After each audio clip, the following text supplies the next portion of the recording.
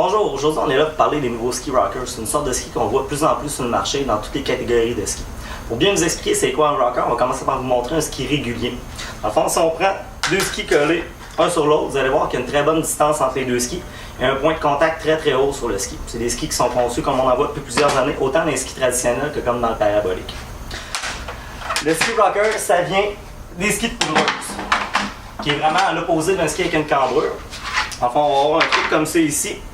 Si on colle les deux skis un sur l'autre, on va voir qu'il n'y a aucune distance entre les deux skis et que les spatules sont vraiment relevées autant en arrière qu'en avant. L'avantage de ça, flottaison très facile parce que les spatules cherchent à sortir de la neige.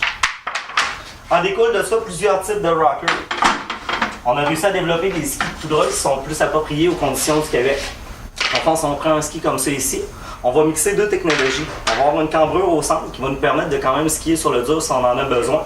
Et on va avoir les spatules qui sont relevées à l'avant et à l'arrière. Donc très polyvalent. Puis on a aussi une belle flottaison pour aller s'amuser dans le bois.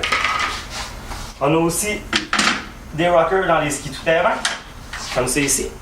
En fait, ce qu'on va faire, c'est qu'on va changer le pourcentage de ski rocker et de cambrure. On va voir que la cambrure est beaucoup plus longue sur le ski. Et le rocker, lui, va être de moins en moins long. L'avantage d'avoir un rocker dans un tout-terrain, beaucoup moins dur sur les jambes car ça molle beaucoup plus facilement le terrain et ça initie les virages plus facilement. Si on prend les ski pistes, on va retrouver des rockers dans cette catégorie-là aussi maintenant. Dans le fond, le gros avantage, vous allez voir, on a encore une cambrure très forte, mais un rocker qui est très court. Ce que ça va nous permettre, c'est d'initier le virage beaucoup plus facilement. Donc le ski va être très énergique grâce à sa cambrure, mais il va être très nerveux en entrée de virage à cause du rocker.